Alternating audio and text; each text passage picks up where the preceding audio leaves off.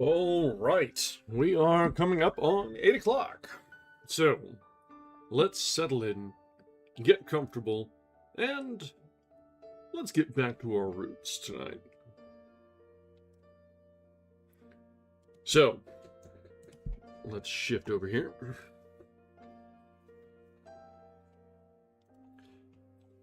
Welcome back. I didn't update my drink.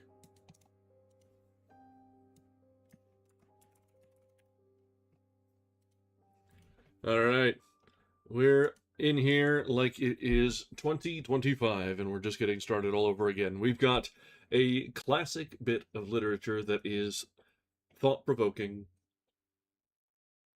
brings to mind various elements of humanity, spiritual thought, and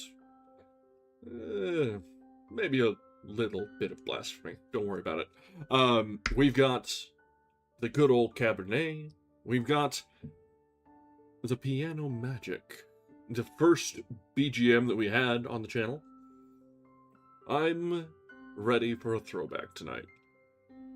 The only thing that's really different is there are 2 cats around, and I have a new model. Details. Yeah, I hadn't really either, but I was looking through. I actually was, as I was looking for inspiration, I filtered by Nobel writers over on Gutenberg, and so if it's been awarded that highly, it must be okay at least. And then as I was reading the synopsis, I'm like, oh, okay, I can deal with this. So. But yeah, I'm with you. I have not read this either. So this should be a nice shift. We haven't really done a whole lot with German authors. I think when we read The Nutcracker was German. But I think that's it that we've seen, that we've come across so far. So this should be nice. Yeah, Red Badge of Courage is kind of a coming of age. If you're coming of age as a Henry and you're sneaking away to the army. Henrys. Yeah, this is much more in line with what you might expect for the genre. But it does also twist things. There's, yes, it's the coming of age tale that, a boy grows into a man and questions and finds answers for himself that were not available to be learned from his parents. There's some things that a person needs to learn on their own or from outside perspective. And this is a very good example of that. So, let's go ahead and shift over to our reading nook and get started. I have no idea how long this is. We might be in for a long haul, or this might be a few days read. I haven't the foggiest. I've not done much looking ahead on this, so I'm just as in the dark as all of you.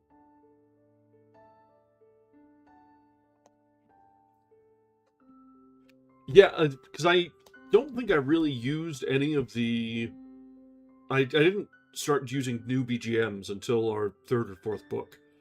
So this saw us all the way through Hemingway. It saw us all the way through the Mysterious Island. I think we really didn't start new music until maybe we picked up Lovecraft. I'd need to look at the timestamps on the downloads in my directory and see, but I want to say it might have been Lovecraft when we started to expand upon the repertoire. But all things must grow and change. Just like young men have to grow and change, so must old men grow and change.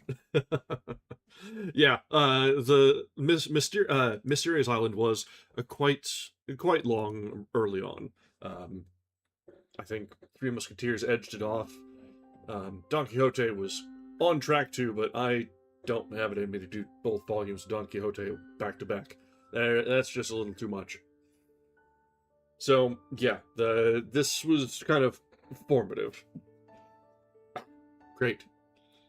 I still like to go back to the track that I use for Lovecraft anytime we've got anything even remotely spooky. It just feels right. But I just felt like this one was a good fit. And it's a nice, neutral tone. Nice and easy listening BGM. So, let's go ahead and get into... I can't really say get back to, because we're just getting started tonight. I need to pull up my monitor here one moment.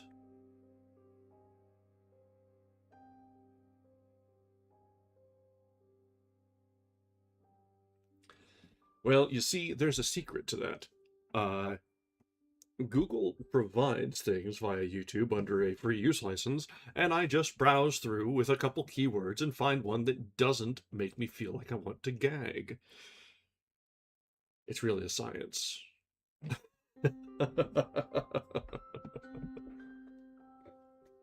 Alright, let's go ahead and get into it, because I don't know how much book we have ahead of us. I'm certain that it's going to be, enough. So, tonight we are starting Demian. Demian? Demian. Because it is... I did look this up. It's the softer E, not a Damian. Demian. You could be forgiven for mixing them up, because this does have a wee bit of countercultural undertones against the ideas. Alright, so we're starting now with Demian by Hermann Hesse.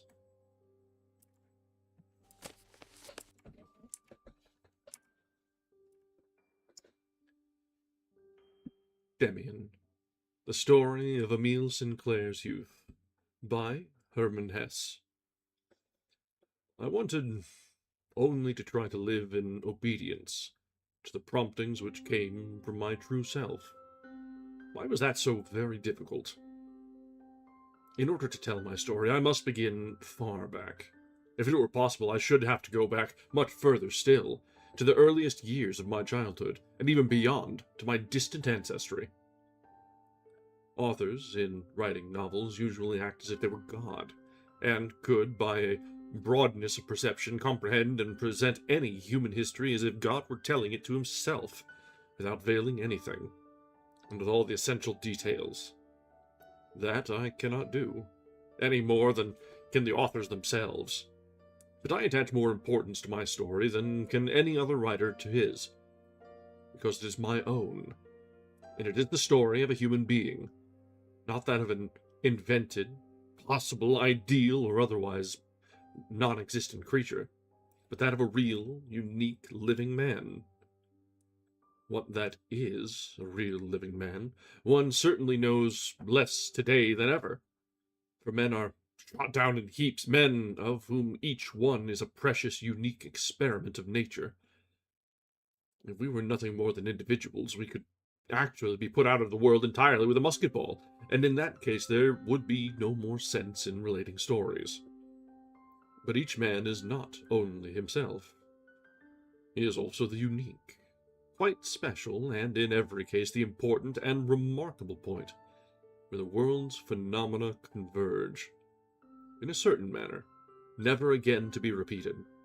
For that reason, the history of everyone is important, eternal, divine. For that reason, every man, so long as he lives at all and carries out the will of nature, is wonderful and worthy of every attention.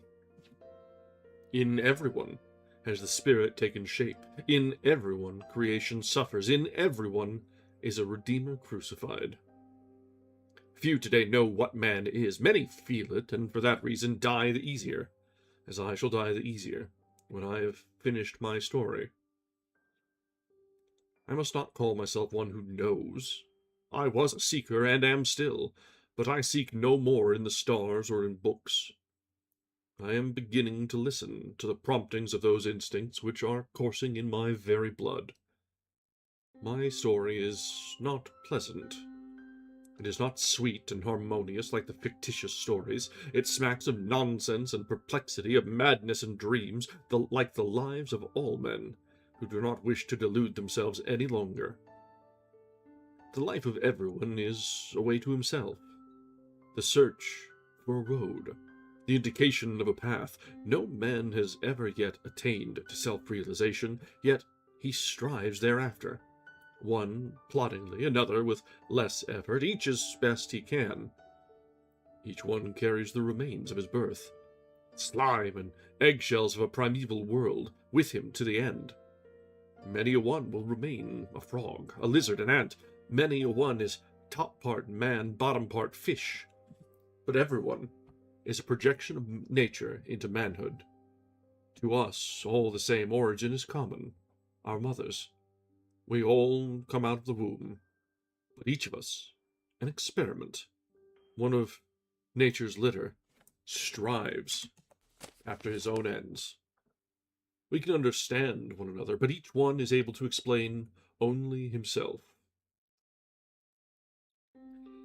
Well, that was so, for an introduction, presumably by the author here, but for an introduction that comes off as sort of pompous and self-serving, I don't hate it.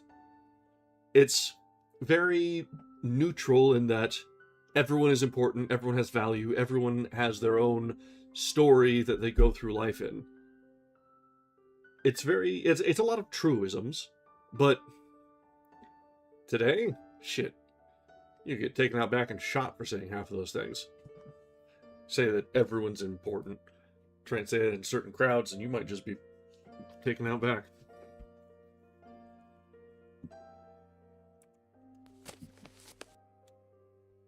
Chapter 1. Two Worlds. I will begin my story with an event of the time when I was 10 or 11 years old, and went to the Latin school of our little town. Much of the old-time fragrance is wafted back to me, but my sensations are not unmixed.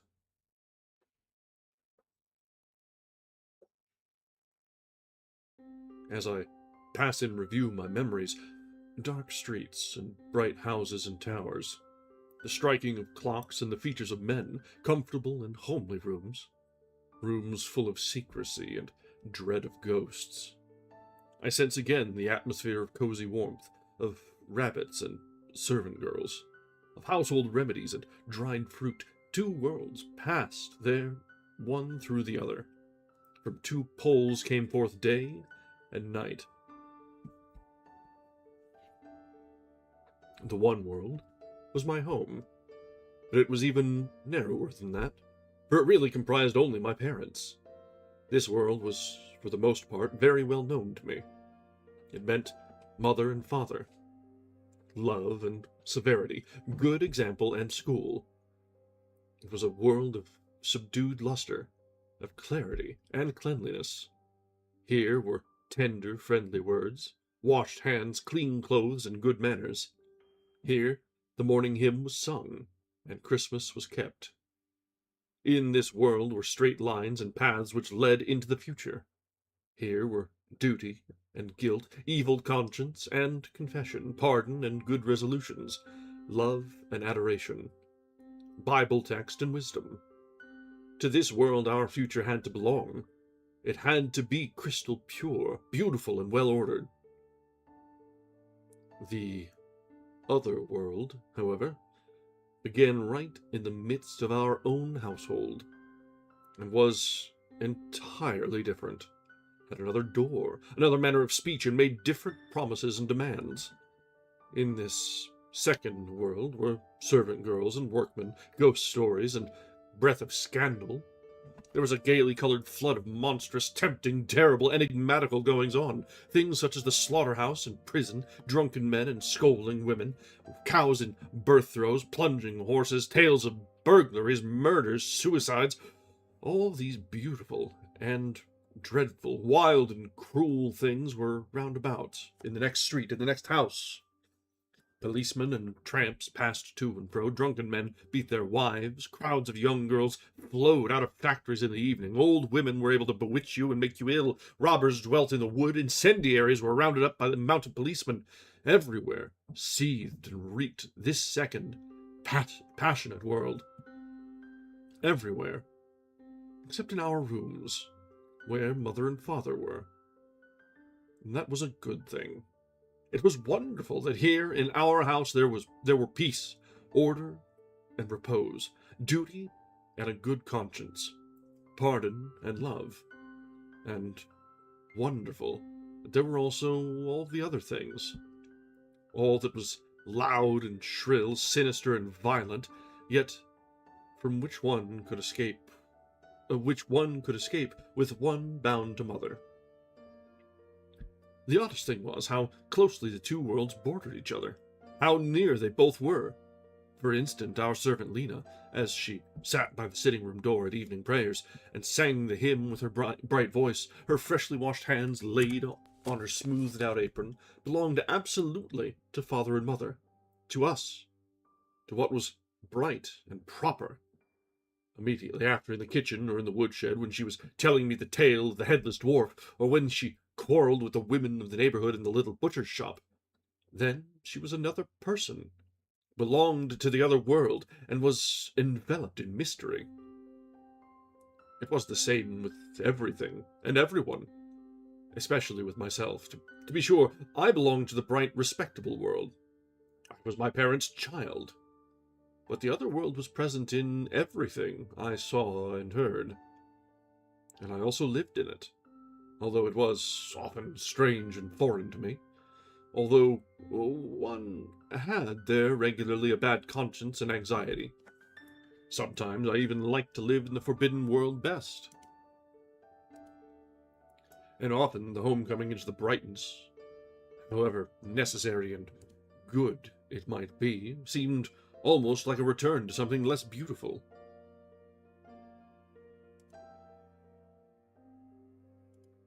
To something more uninteresting and desolate. At times, I realized this. My aim in life was to grow up like my father and mother, as bright and pure, as systematic and superior. But the road to attainment was long. You had to go to school and study and pass tests and examinations. The road led past the other dark world and through it. And it was not improbable that you would remain there and be buried in it. There were stories of prodigal sons to whom that had happened. I was passionately fond of reading them. There, the return home to father and to the respectable world was always so liberating and so sublime. I quite felt that this alone was right and good and desirable. But still, that part of the stories which dealt with the wicked and profligate was by far the most alluring. And if one had been allowed to acknowledge it openly, it was really often a great pity that the prodigal repented and was redeemed. But one did not say that, nor did one actually think it. It was only present, somehow or other, as a presentiment or possibility, deep down in one's feelings. When I pictured the devil to myself, I could quite well imagine him down below in the street, openly or in disguise, or at the unusual fair, or in the public house, but I could never imagine him with us at home. My sisters also belonged to the bright world. It often seemed to me that they approached more nearly to father and mother, that they were better and nicer mannered than myself, without so many faults. They had their failings, they were naughty, but it did not seem to me to be deep-rooted. It was not the same as for me, for whom the contact with evil was strong and painful, and the dark world so much nearer. My sisters, like my parents, were to be treated with regard and respect. If you had had a quarrel with them, your own conscience accused you afterwards as the wrongdoer, and the cause of the squabble, as the one who had to beg pardon. For in opposing my sisters, I offended my parents, the representatives of goodness and law. There were secrets which I would much sooner have shared with the most depraved street urchins than with my sisters. On good, bright days, when I had a good conscience, it was often delightful to play with my sisters, to be gentle and nice to them, and to see myself under a halo of goodness. That was how it must be if you were an angel. That was the most sublime thing we knew. To be an angel, surrounded by sweet sounds and fragrance like Christmas and happiness. Oh, how seldom were such days and hours perfect. Often, when we were playing one of the nice, harmless, proper games, I was so vehement and impetuous, and I so annoyed my sisters that we quarreled and were unhappy. Then, when I was carried away by anger, I did and said things, the wickedness of which I felt deep and burning within me, even while I was doing and saying them. Then came sad, dark hours of remorse and contrition. The painful moment when I begged pardon, then again a beam of light, a peaceful, grateful happiness, without discord for minutes or hours. All right, there's a fair bit of chapter ahead of this, but I do want to get a couple comments out here. So far, this is, while it seems sort of like, yes, like a memoir, but also a little bit preachy, it doesn't come off as condescending in the way that, like, when we were reading Thoreau, he was kind of reading out the course of his life and the thought processes going on. I hated that. I hated that so much. Hermann is not a Henry, though. At least not yet. So we've seemingly broken the curse of the H names. Yeah, you're right. If anything, it's self-deprecating. And that's a very relatable thing. When you're growing up, or even as you're an adult, you view yourself in the worst light. And this is exactly what he's describing, is he's feeling like he's outside. He's not part of the light and happiness, the world of light and happiness. No. He's not worthy of it. But his sisters, his family, he thinks the world of them. They are the good to aspire to. And so if there's any sort of problem that comes up, it must be his fault, and it's on him to apologize. I think a lot of us can relate to that, or have been through something like that in the past, whether it be with family, friends, or entirely strangers. Sometimes you just get done with an interaction and think, man, I'm the worst, aren't I?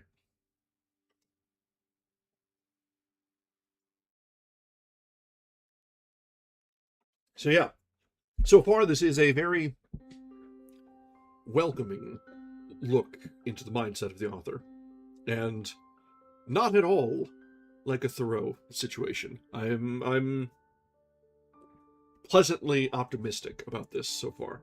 Not even cautiously optimistic, just optimistic. All right. I used to go to the Latin school. The sons of the mayor and of the head forester were in my class, and sometimes used to come to our house. They were wild boys, but still they belonged to the world of goodness and propriety. In spite of that, I had close relations with neighbors' boys, children of the public school, whom in general we despised. With one of these, I must begin my story. One half-holiday, I was little more than 10 at the time, I went out with two boys of the neighborhood. A public school boy of about 13 years joined our party. He was bigger than we were, a coarse and robust fellow, the son of a tailor. His father was a drunkard, and the whole family had a bad reputation. I knew Frank Cromer well. I was afraid of him, and was very much displeased when he joined us. He had already acquired manly ways, and imitated the gait and manner of speech of the young factory hands. Under his leadership, we stepped down to the bank of the stream, and hid ourselves from the world under the first arch of the bridge. The little bank between the vaulted bridge wall and the sluggishly flowing water was composed of nothing but trash, of broken china and garbage, of twisted bundles of rusty iron wire and other rubbish. You sometimes found there useful things. We had to search the stretch under Frank Cromer's direction and show him what we found. He then either kept it himself or threw it away into the water. He bid us note whether things were of lead, brass, or tin. Everything we found of this description he kept for himself, as well as an old horn comb. I felt very uneasy in his company, not because I knew that father would have forbidden our playing together, had he known of it, but through fear of Frank himself. I was glad that he treated me like the others. He commanded, and we obeyed. It seemed habitual to me, although that was the first time I was with him. At last we sat down. Frank spat into the water and looked like a full-grown man. He spat through a gap in his teeth, directing the sputum in any direction he wished. We began a conversation, and the boys vied with one another in bragging of schoolboy exploits and pranks. I was silent, and yet, if I said nothing, I was afraid of calling attention to myself and inciting Cromer's anger against me. My two comrades had, from the beginning, turned their backs on me, and sided with him. I was a stranger among them, and I felt my clothes and manner to be a provocation. It was impossible that Frank should like me, a Latin schoolboy and the son of a gentleman, and the other two, I felt, as soon as it came to the point, would disown me and leave me in the lurch. At last, through mere fright, I also began to relate a story. I invented a long narration of theft, of which I made myself the hero. In a garden by the mill on the corner, I recounted, I had one night, with the help of a friend, stolen a whole sack of apples, and those none of the ordinary sorts, but russets and golden pippins, the very best. In the danger of the moment, I had recourse to the telling of this story, which I invented easily and recounted readily, in order not to have to finish off immediately, and so perhaps be led from bad to worse. I gave full scope to my inventive powers. One of us, I continued, always had to stand sentinel, while the other was throwing down apples from the tree. The sack had become so heavy that at last we had to open it again and leave half the apples behind. But we returned at the end of half an hour and took the rest away with us. I hoped, at the end, to gain some little applause. I had warmed to my work and had let myself go in my narration. The two small boys waited quiet and expectant, but Frank Cromer looked at me penetratingly through half-closed eyes and asked me, in a threatening tone, "Is that true?" "Yes," I said. "Really and truly?" "Yes, really and truly," I asserted defiantly, though Inwardly, I was stifling through fear. Can you swear to it? I was terribly frightened, but I answered without hesitation, yes. Then say, I swear by God and all that's holy. I said, I swear by God and all that's holy. Go on, said he, and turned away. I thought that everything was now all right, and was glad when he got up and made for the town. When we were on the bridge, I said timidly that I must now go home. Don't be in such a hurry, laughed Frank. We both go the same way. He dawdled on, and I dared not tear myself away, especially as he was actually taking the road to our house. As we arrived, I looked at the heavy brass knocker, the sun on the window and the curtains in my mother's room, and I breathed a sigh of relief. Home at last. What a blessing it was to be home again, to return to the brightness and peace of the family circle.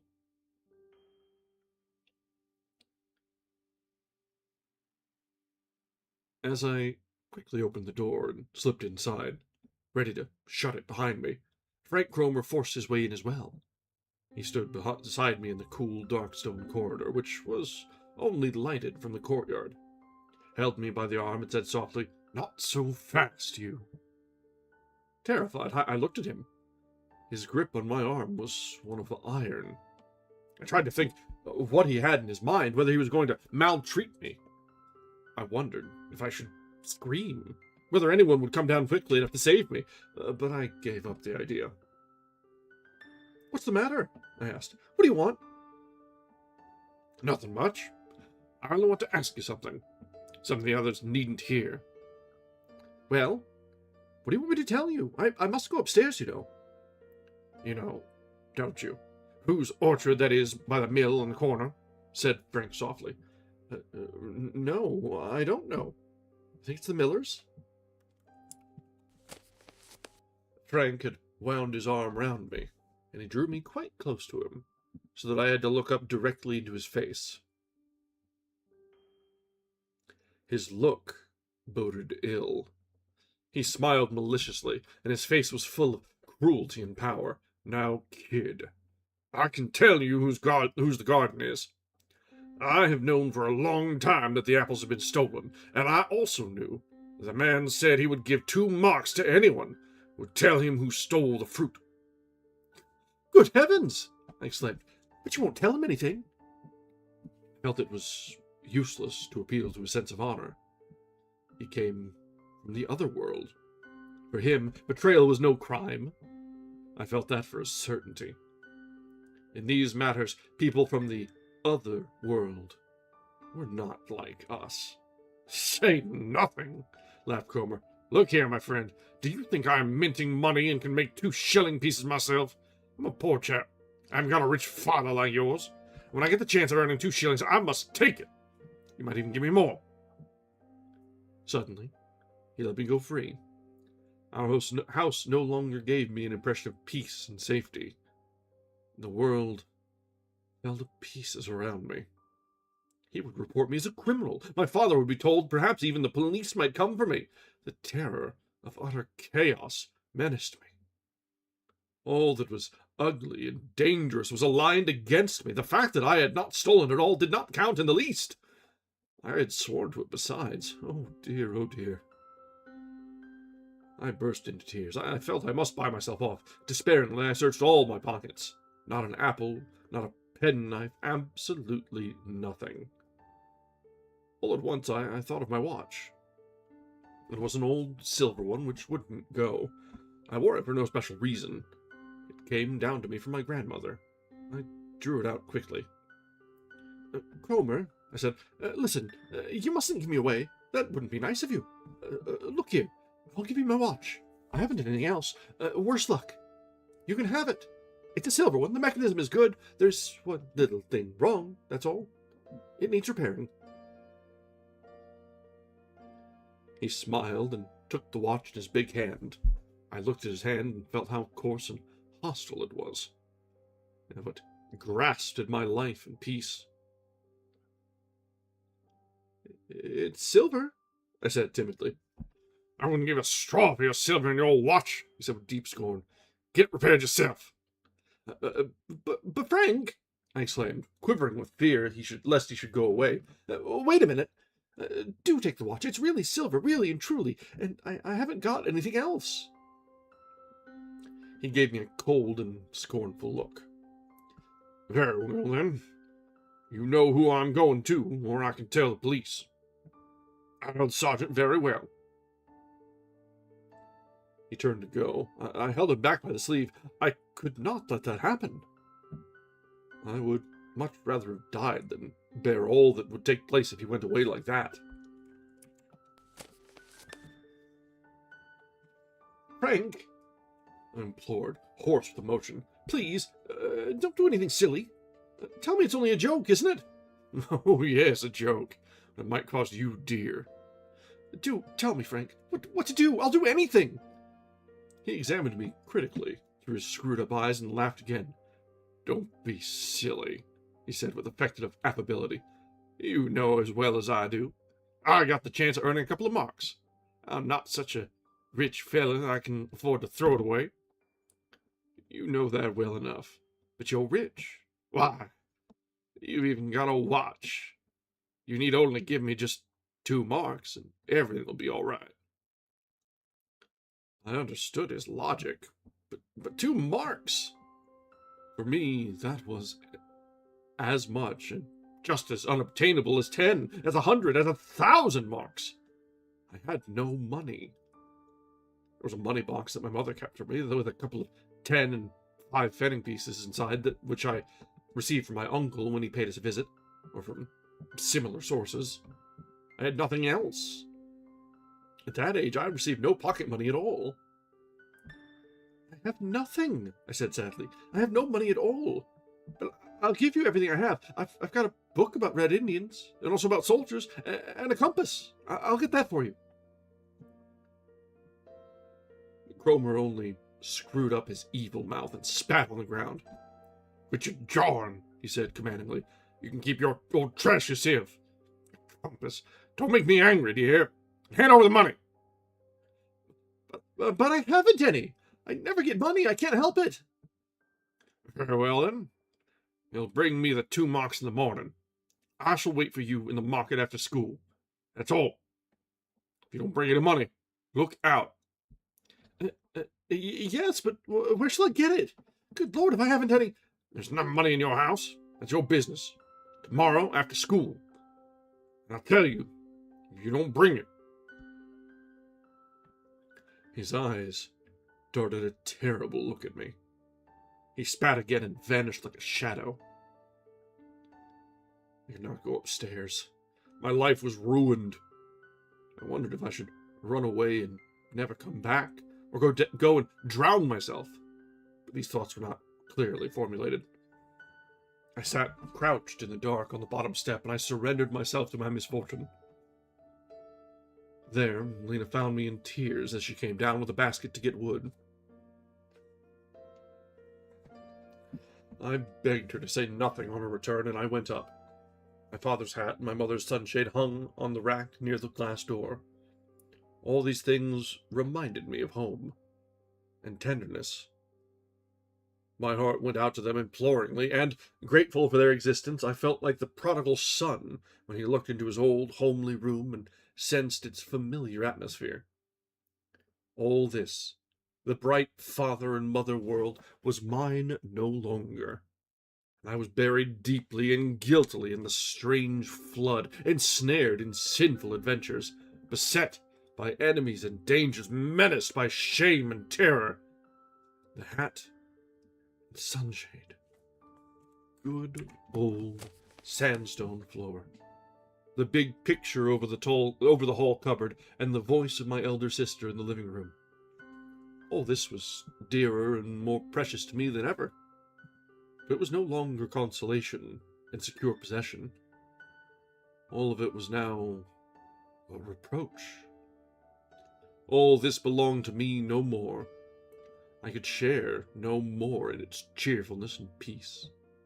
I carried mud on my shoes that I could not wipe off on the mat. I brought shadows in with me, of which the home world had no knowledge. How many secrets had I already had? How many cares? But that was play, a mere nothing, compared with what I was bringing in with me that day. Fate was overtaking me. Hands were stretched out after me, from which even my mother could not protect me, of which she was to be allowed no knowledge. It was all the same. Whether my offense was thieving or lie, had I not taken a false oath by God? My sin was not this or that. I had tended my hand to the devil. Why did I follow him? Why had I obeyed Kramer more than ever I did my father? Why had I falsely invented the story of the theft? Why had I plumed myself on having committed a crime, as if it had been a deed of heroism? Now the devil had me by the hand. Now the evil one was pursuing me.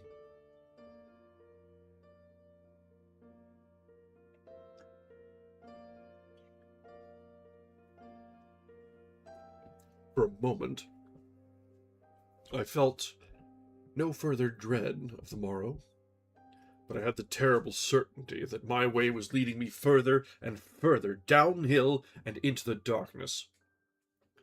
I realized clearly that from my wrongdoing, other wrongdoings must result. That the greetings and kisses I gave to my parents would be a lie, that a secret destiny I should have to conceal hung over me. For an instant, confidence and hope came to me, like a lightning flash as I gazed at my father's hat. I would tell him everything, would accept his judgment and the punishment he might mete out. He would be my confidant, and would save me. Confession was all that would be necessary, as I had made so many confessions before. A difficult, bitter hour, a serious, remorseful plea for forgiveness. How sweetly that sounded. How tempting that was. But nothing came of it. I knew that I should not do it. I knew that I had now a secret, that I was burdened with guilt, for which I myself would have to bear the responsibility alone. Perhaps I was at this very moment at the crossroads. Perhaps from this hour henceforth I should have to belong to the wicked, forever share secrets with the bad, depend on them, obey them, and become as one of themselves. I had pretended to be a man and a hero. Now I had to take the consequences. I was glad that my father, as he entered, found fault with my wet boots. It diverted his attention from something worse, and I allowed myself to suffer his reproach, secretly thinking of the other. That gave birth to a peculiar new feeling in me, an evil, cutting feeling like a barbed hook. I felt superior to my father. I felt, for an instant's duration, a certain scorn of his ignorance. His scolding over the wet boots seemed to me petty. If you only knew, I thought, and looked upon myself as a criminal who was being tried for having stolen a loaf of bread, while he ought to confess to having committed murder. It was an ugly and repugnant feeling, yet strong, and not without a certain charm, and it chained me to my secret and my guilt more securely than anything else.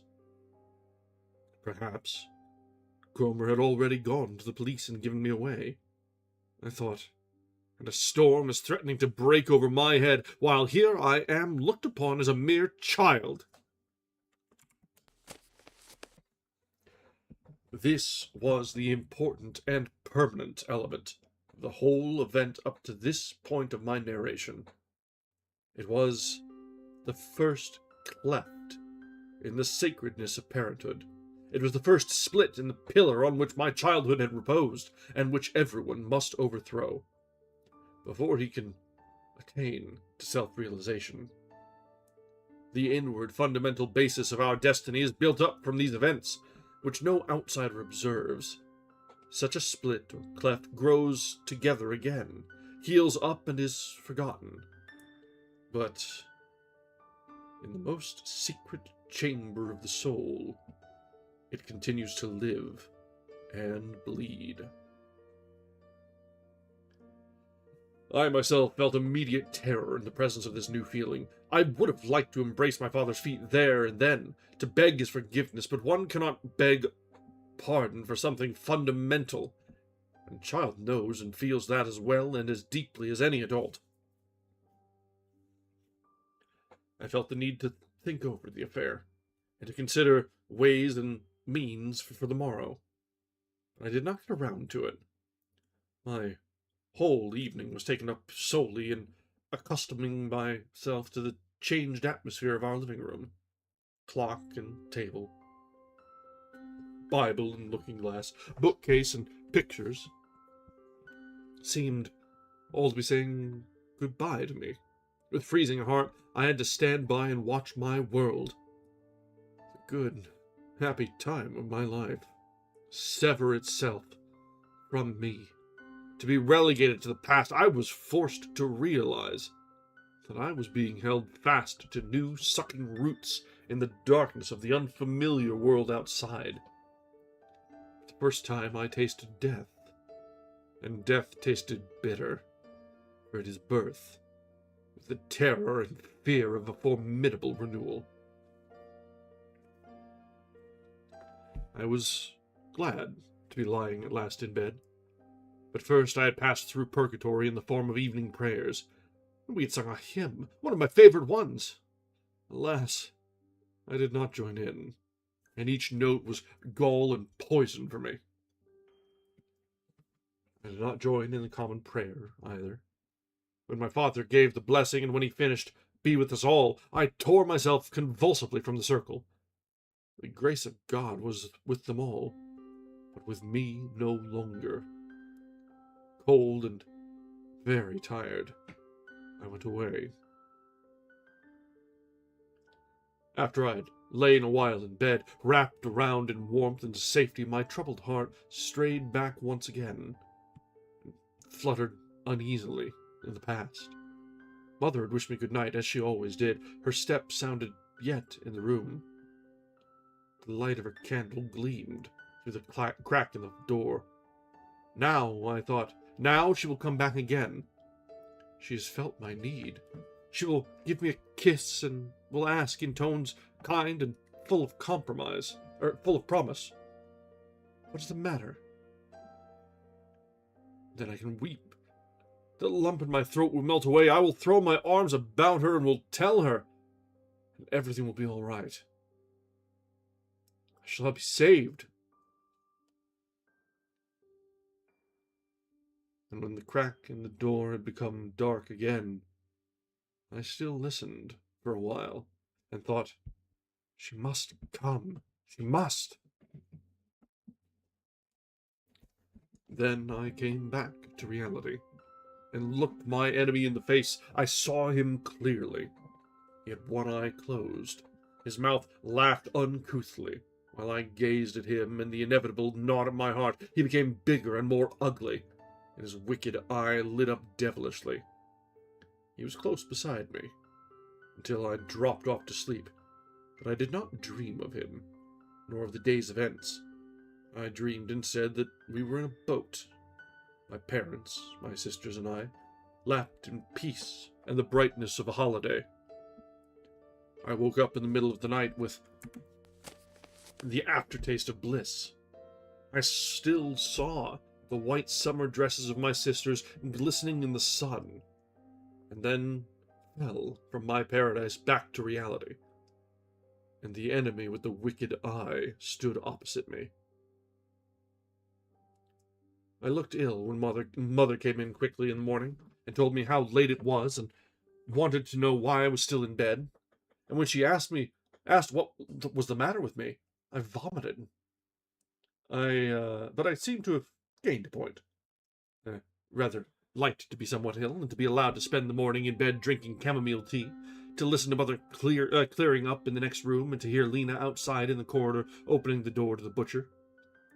To stay away from morning school was rather like a fairy story, and the sun which played in the room was not the same you saw through the green curtains at school. But today, all this had lost its charm for me. It had a false ring about it. If I had died, I was only slightly ill, as I had often been before, and nothing was gained by that. It prevented me from going to school, but it did not protect me in any way from Cromer, who would be waiting for me in the market at 11 o'clock, and Mother's friendliness was this time without comfort. It was burdensome and painful. I soon pretended to be asleep again and thought the matter over, but all to no purpose. I had to be in the market at 11 o'clock. For that reason I got up at 10 and said that I was better. As usual in such cases, I was told that either I must go back to bed or go to school in the afternoon. I said I would rather go to school. I had formed a plan. I dared not go to Cromer without money. I had to get possession of the little savings box which belonged to me. There was not enough money in it, far from enough, I knew. It was still a little, and something told me that a little was better than nothing, for at least Cromer had to be appeased. I felt horrible as I crept in my socks into my mother's room and took my box from her writing table. But it was not so horrible as the previous day's experience. My heart beat so fast I nearly died. It was no better when I found at the first look down below on the stairs that the box was locked. It was easy to break it open. It was only necessary to cut through a thin plate of tin. But the action caused me pain, for only in doing this was I committing theft. Up to then I had only taken lumps of sugar and fruit on the sly. Now I had stolen something, although it was my own money. I realized I had taken a step nearer Cromer and his world. That I was slipping gradually downwards. And I adopted an attitude of defiance. The devil could run away with me if he liked. There was no way out. I anxiously counted the money. It had sounded so much in the box. Now in my hand it was miserably little. There were 65 pfennigs. I hid the box in the basement, held the money in my closed fist, and went out of the house, with a feeling different from any with which I had ever left the portal before. Someone called to me from above, I thought, but I went quickly on my way. There was still plenty of time. I sneaked by a roundabout way through the streets of a changed town, beneath clouds I had never seen before, by houses which seemed to spy on me, and people who suspected me. On the way, I recollected that one of my school friends had once found a thaler in the cattle market. I would have liked to pray to God to find for God to work a miracle and allow me to make such a treasure trove. I had no longer the right to pray, and even then, the box would not be made whole again. Frank Cromer saw me in the distance. However, he came along very slowly, and seemed not to be looking out for me. As he approached me, he beckoned me commandingly to follow.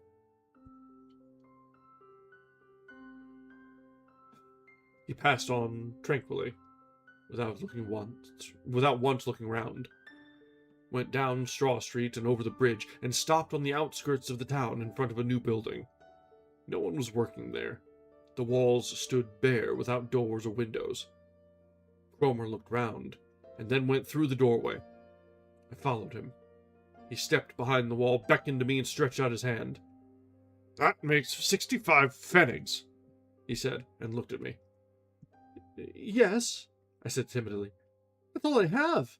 It's too little, I know, but it's all. I haven't any more." "Thought you were cleverer than that," he exclaimed, blaming me in what were almost mild terms. "Between men of honor there must be honest dealing. I will not take anything from you except what is right. You know that. Take your pfennigs back. There. The other, you know who, doesn't try to beat me down. He pays." I have absolutely nothing else. That was my money box. It's your affair. I don't want to make you unhappy. You still owe me 1 mark, 35 pfennig. When can I have it? Oh, you'll have it, and soon have it. Certainly, Cromer. I don't know yet. Perhaps tomorrow or the day after. I shall have some more. You understand that I can't tell my father, don't you? It's no concern of mine. I want to harm you. If I liked, I could get the money before noon, you see, and I'm poor. You wear nice clothes, and you get something better to eat for dinner than I do. I won't say anything. I'm willing to wait a few days. The day after tomorrow, in the afternoon, I will whistle for you. Then you will bring it along. You recognize my whistle? He gave me a whistle that I had often heard before. Yes, I said, I know it. He went away, as if I didn't belong to him. It had been only a transaction between us, nothing further. Even today, I believe, Cromer's whistle would terrify me if I heard it again suddenly.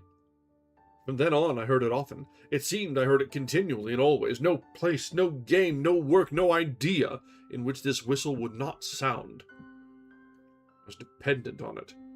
It was now the messenger of my fate. On mild, glowing autumn afternoons, I was often in our little flower garden, which I loved dearly. A peculiar impulse made me take up again the boyish games which I had played formerly. I played, as it were, that I was a boy who was younger than I, who was still good and free, innocent and secure, but in the middle of the game, always expected and yet always terribly disturbing and surprising, sounded Cromer's whistle, destroying the picture my imagination had painted. Then I had to go. I had to follow my tormentor to evil and ugly places, had to render an account and let myself be dunned. The whole business may have lasted a few weeks, but it seemed to me like a year or an eternity. I seldom had money, a 5 or 10 pfennig piece stolen from the kitchen table when Lena left the market basket standing there. Each time I was blamed by Cromer and heaped with abuse. It was I who deceived him and kept back what was his due. It was I who robbed him and made him unhappy. Seldom in life has need so oppressed me. Seldom have I felt a greater helplessness, a greater dependence. I had filled up the savings box with toy money. No one made any inquiries. But that, as well, could be discovered any day. I was even more afraid of Mother than of Cromer's harsh whistle, especially when she stepped up to me softly. Was she not going to ask me about the money box? As I presented myself to my evil genius several times without money, he began to torment and to make use of me after a different fashion. I had to work for him. He had to see to various things for his father. I did that for him, or he made me do something more difficult. Hop on one leg for 10 minutes, or fasten a scrap of paper onto the coat of a passerby. Many nights these torments realized themselves in my dreams, and I wept and broke out in cold sweat in my nightmare. For a time, I was ill.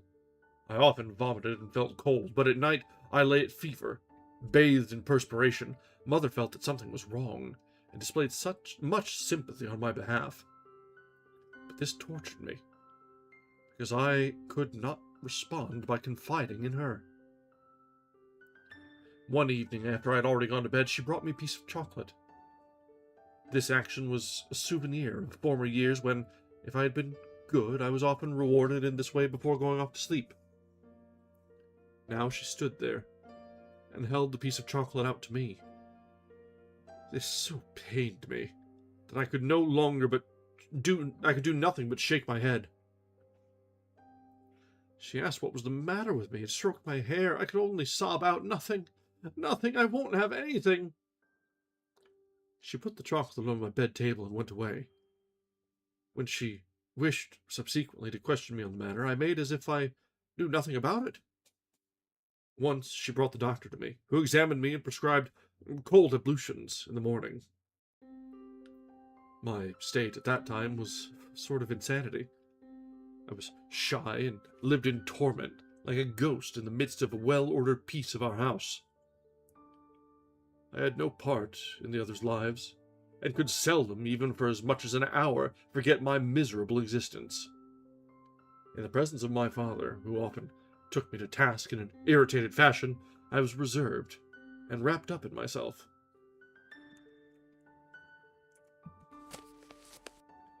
All right, that brings us to the end of chapter 1. That was an hours-long chapter. I'll be damned. But so far so good. Honestly, it's all very relatable. I'm sure not necessarily the same sort of stories, but we all got up to childish antics, I'm sure. Got a little leveraged by bullies and maybe got ourselves into a little bit more trouble than we really had bargained for. Guilt weighs on the head of a child very heavily, after all.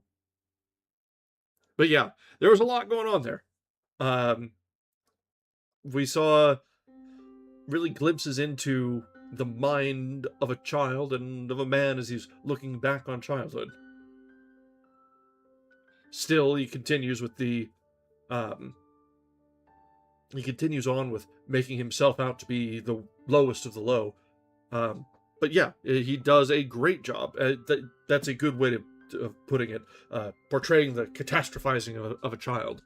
Everything is the worst, the end of the world, the absolute damnation. You're going to hell because you called Becky annoying. I don't know, like some tiny little thing. Yeah.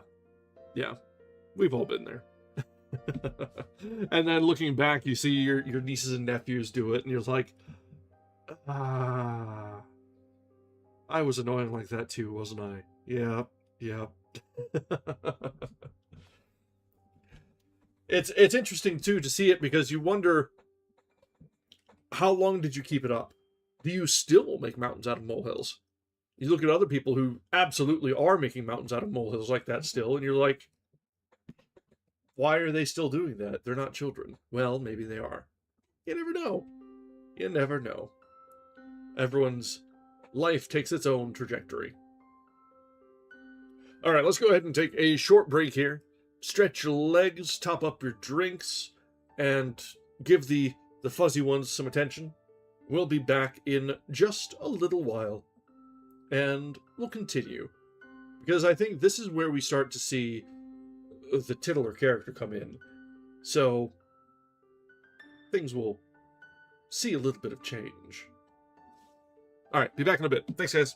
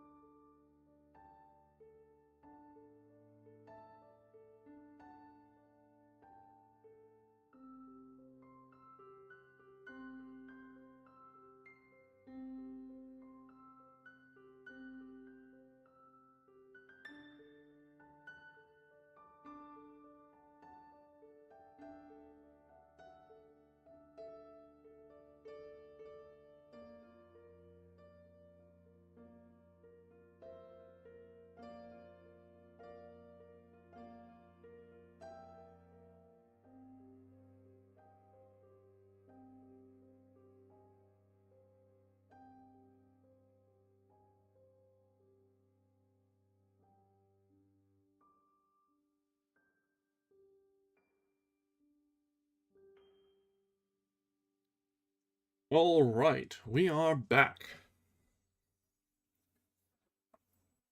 So, we've seen the first chapter, and the introduction, I suppose, and the peek behind the veil of a child's mind, and the reminder that we were all children ourselves once. And a lot of these stories, you can look back and think, it was pretty silly. But at the time, it was everything. You hadn't realized that the world has got bigger, real problems. Rather, things that are wandering around inside your head and bouncing around are not really all that important in the grand scheme of things. But from the limited experience of a child, it's hard to make that argument, because if it's the biggest thing you've ever known, it's going to be a big deal, right? Exactly. Perspective makes things very difficult. Perspective is difficult whether you're an artist or a child trying to moralize and find their way through life and pre-adolescence. Perspective's a bitch. So, let's go ahead and dive in to Chapter 2, where I'm guessing our little Emil is going to be finding himself a mentor, someone to guide and inform his way forward out of his childhood predicaments.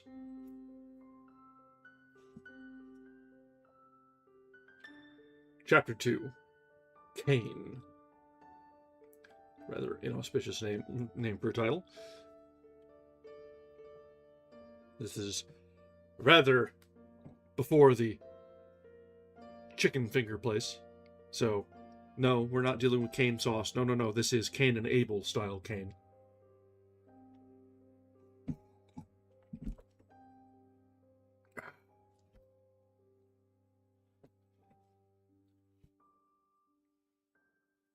Deliverance from my troubles came from quite an unexpected quarter, and with it something new entered into my life, which has, up to the present day, exercised a strong influence. A short time before, we had a new boy at our Latin school. He was the son of a well-to-do widow who had moved to our town. He was in mourning and wore a crepe band round his sleeve. His form was above mine, and he was several years older, but I soon began to take notice of him, as did all of us. This remarkable boy impressed one as being much older than he looked. He made on no one the impression of being a mere schoolboy. With us childish youngsters, he was as distant and as mature as a man, or rather as a gentleman. He was by no means popular. He took no part in the games, much less in the fooling. It was only the self-conscious and decided tone which he adopted towards the masters that pleased the others. His name was Max Demian. One day it happened, as it occasionally did in our school, that for some cause or other another class was sent into our large schoolroom. It was Demian's form. We little ones were having biblical history. The big ones had to write an essay. While we were having the story of Cain and Abel knocked into us, I kept looking across at Demian, whose face fascinated me strangely, and saw his wise, bright, and more than ordinarily strong features bent attentively and thoughtfully over his desk. He did not look at all like a schoolboy doing an exercise, but like a research worker solving a problem. I did not find him really agreeable. On the contrary, I had one or two little things against him. With me, he was too distant and superior. He was much too provokingly sure of himself, and the expression of his eyes was that of an adult, which children never like. Rather sad, with expression of, with occasional flashes of scorn. Yet I could not resist looking at him, whether I liked him or not. But the minute he looked in my direction, I looked away, somewhat frightened. If today I consider that what he looked like as a schoolboy, I can say that he was in every respect different from the others, and bore the stamp of a striking personality, and therefore attracted attention. But at the same time, he did everything to prevent himself from being remarked. He bore and conducted himself like a disguised prince who finds himself among peasant boys and makes every effort to appear like them. He was behind me on the way home from school. When the others had run on, he overtook me and said, "Hello." Even his manner of greeting, although he imitated our schoolboy tone of voice, was polite, and like that of a grown-up person. "Shall we go a little way together?" He questioned in a friendly way. I was flattered and nodded. Then I described to him where I lived. "Oh, there," he said laughingly. "I know the house already. There is a remarkable work of art over your door, which interested me at once." I did not guess immediately to what he was referring, and was astonished that he seemed to know our house better than I did.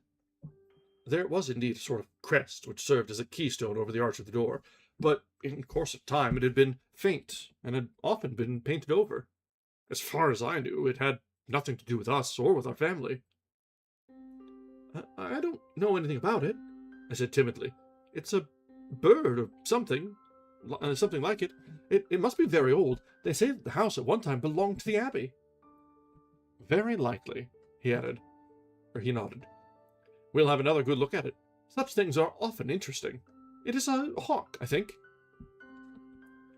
We continued our way. I was considerably embarrassed.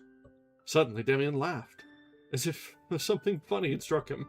"Oh, I was present at your lesson," he said with animation. "The story of Cain, who carried the mark on his forehead, was it not? Do you like it?" Generally, I used not to like anything at all of the things we had to learn, but I did not dare to say it. It was as though a grown-up person were talking to me. I said I liked the story very much. Demian tapped me on the shoulder. "No need to impose on me, old fellow, but the story is really rather remarkable. I think it is much more remarkable than most of the others we get at school. The master didn't say much about it, only the usual things about God and sin, etc. But I believe—" He broke off, smiled, and questioned, "But does it interest you?" "Well," he continued, "I think one can conceive the story of Cain quite differently. Most things we are taught are certainly quite true and right, but one can consider them all from a different standpoint from the master's, and most of them have a much better meaning then. For instance, we can't be quite content with the explanation given us with regard to this fellow Cain and the mark on his forehead. Don't you find it so too? It certainly might happen that he should kill one of his brothers in a quarrel, and it is also possible that he should afterwards be afraid and have to come down a peg, but that he should be singled out into the bargain, with a decoration for his cowardice, which protects him and strikes terror into everyone else. This is really rather odd." "Certainly," I said, interested. The case began to interest me. "But how else should one explain the story?" He clapped me on the shoulder. "Quite simply. The essential fact and the point of departure of the story was the sign. Here was a man who had something in his face which terrified other people. They did not dare to molest him. He made a big impression on them, he and his children. Perhaps, or rather certainly, it was not really a sign on his forehead, like an office stamp. Things are not as simple as that in real life. I would sooner think it was something scarcely perceptible, of a peculiar nature. A little more intelligence and boldness in his look than people were accustomed to. This man had power. Other people shrank from him. He had a sign. One could explain that as one wished. And one always wishes what is convenient, and agrees with one's opinions. People were afraid of Cain's children. They had a sign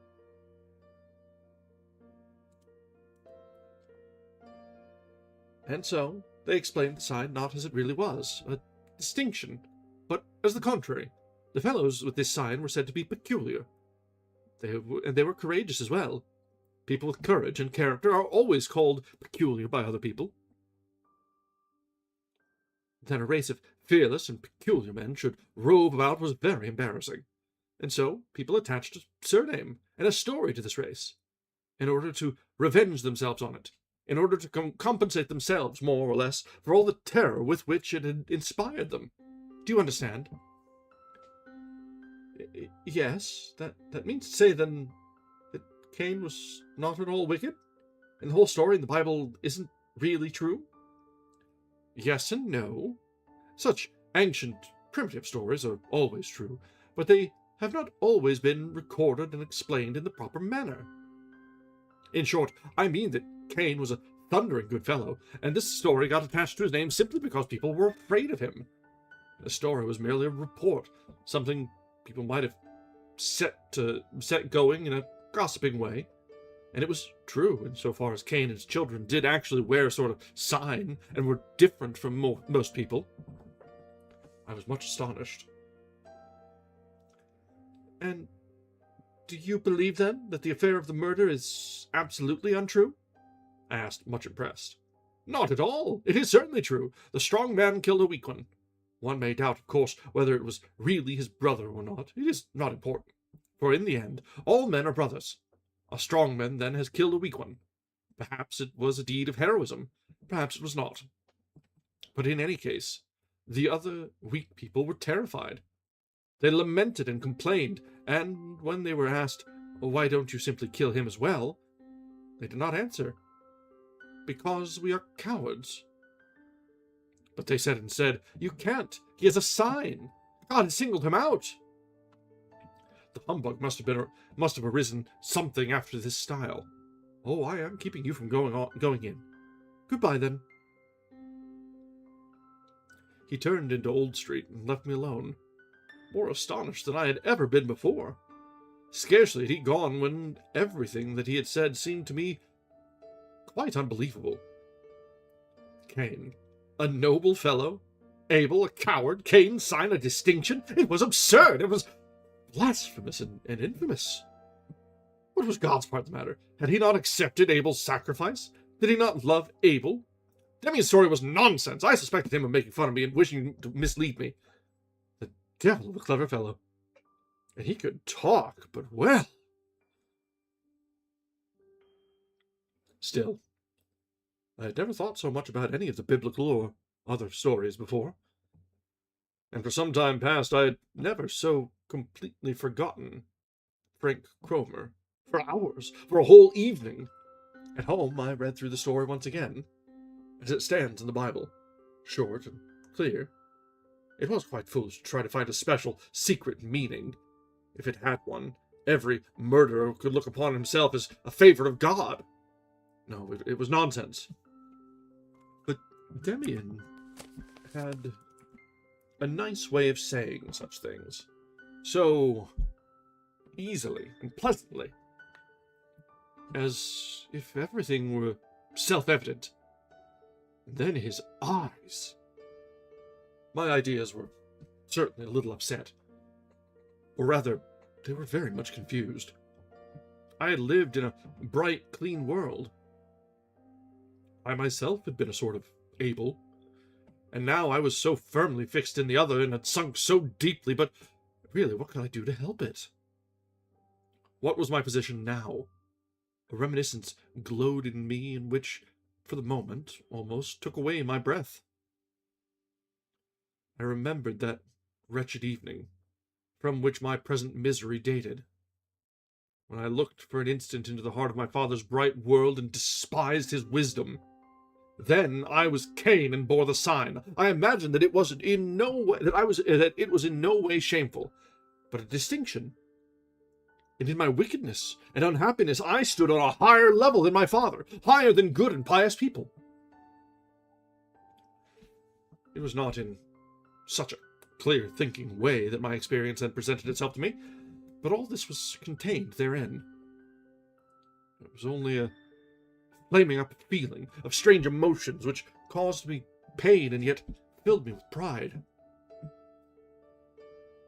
When I considered the matter, I saw how strangely Demian had spoken of the fearless and the cowards. How curiously he had explained the mark on Cain's forehead, how singularly his eyes had lit up. Those peculiar eyes of a grown person. And, indistinctly, it shot through my brain. Is not he himself, this Demian, a sort of Cain? Why did he defend him, if he did not feel like him? Why had he this force in his gaze? Why did he speak so scornfully of the others, of the fearsome, who are really the pious and the well-considered of God? This thought led me to no definite conclusion. A stone had fallen into the well, and the well was my young soul. And this business with Cain, the murder and the sign, was, for a very long time, the point from which my seekings after knowledge, my doubts, and my criticisms took their departure.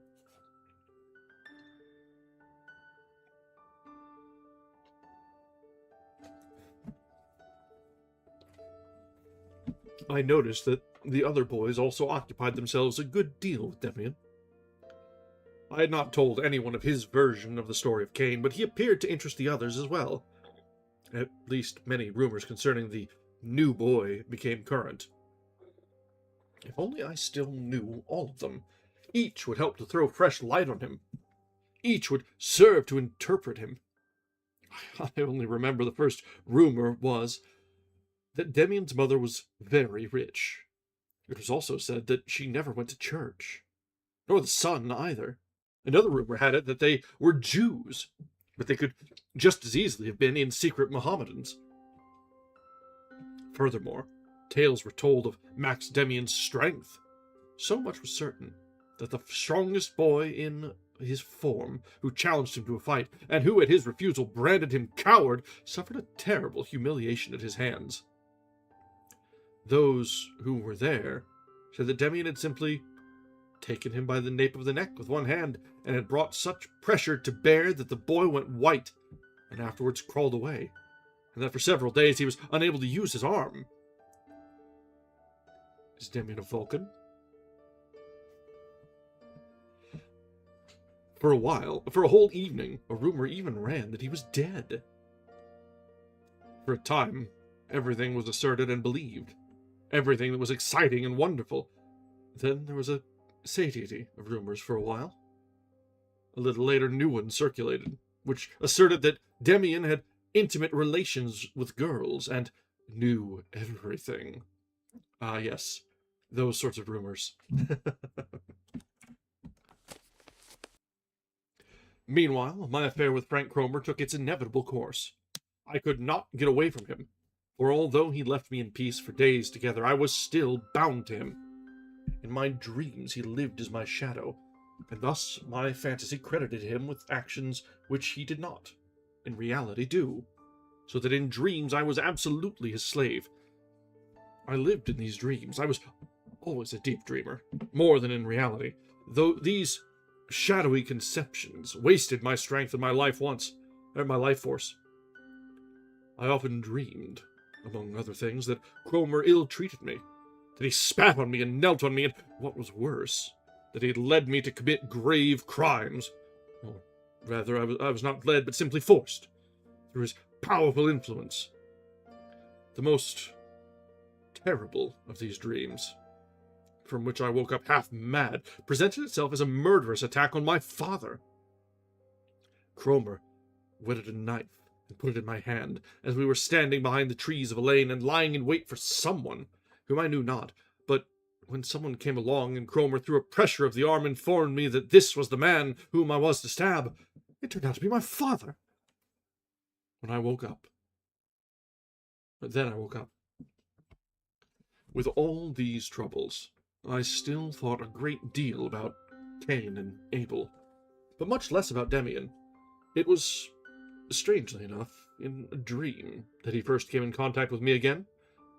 I dreamed once more of assault and ill-treatment which I suffered. But instead of Cromer, this time it was Demian who knelt upon me, and what was quite new and profoundly impressive, everything that I suffered resistingly and in torment at the hands of Cromer, I suffered willingly from Demian, with a feeling which was composed as much of joy as of fear. I had this dream twice. Then Cromer occupied his old position in my thoughts. For a long time, I've not been able to separate what I experienced in these dreams from what I underwent in reality. But in any case, my evil relation with Cromer took its course, and was by no means at an end, when I had, at last, by petty thefts, paid the boy the sum owed. No, for now he knew of these thefts, as he always asked me where the money came from, and I was more in his hands than ever. He frequently threatened to tell my father everything, and my terror then was scarcely as great as the profound regret that I had not myself done that in the beginning. However miserable as I was, I did not repent of everything. At least, not always. And sometimes felt, I thought, that things could not have helped being as they were. The hand of fate was upon me. It was useless to want to break away. I conjectured that my parents suffered not a little in these circumstances. A strange spirit had come over me. I no longer fitted into our community, which had been so intimate, and for which I often felt a maddening homesickness. As for a lost paradise, I was treated particularly by mother, more like a sick person than a miserable wretch. But the actual state of affairs I was able to observe best in the conduct of my two sisters. It was quite evident from their behavior, which was very considerate, and which yet caused me endless pain, that I was a sort of person possessed, who was more to be pitied than blamed for his condition, but yet in whom evil had taken up residence. I felt that I was being prayed for in a different way from formerly, and realized the fruitlessness of these prayers. I often felt burning within me an intense longing for relief, an ardent desire for a full confession, and yet I realized in advance that I should not be able to tell everything to father and mother properly. In explanation of my conduct, I knew that I should be received in a friendly way, that much consideration and compassion would be shown me, but that I should not be completely understood. The whole affair would have been looked upon as a sort of backsliding, whereas it was really the work of destiny. I know that many people will not believe that a child scarcely 11 years old could feel thus, but I am not relating my affairs for their benefit. My narration is for those who know mankind better. The grown-up person who has learned to convert part of his feelings into thoughts, feels the absence of these ideas in a child and comes to believe that the experiences are likewise lacking. But they seldom have been so vivid, and not so often in my life have I suffered as keenly as then.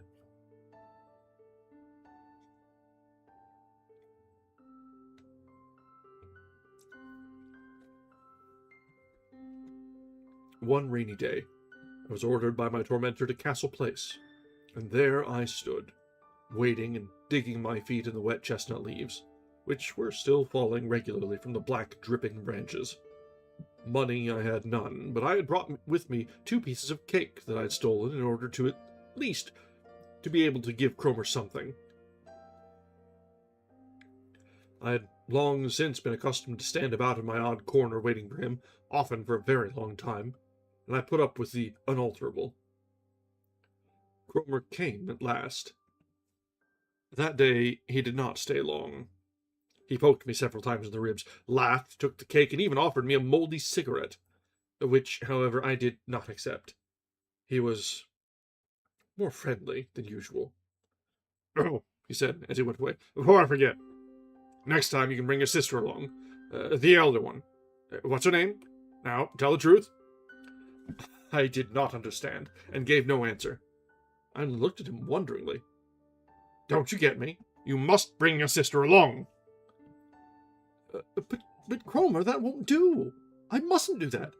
And besides, she wouldn't come." I thought this was only another pretext for vexing me.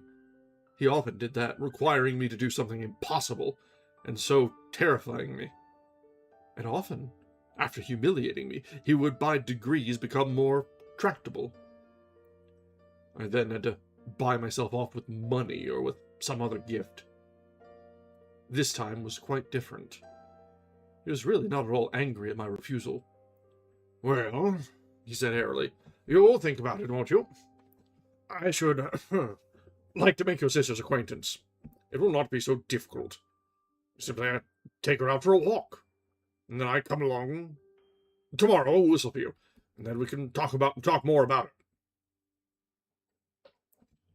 When he was gone, a glimpse of the meaning of his request dawned on me.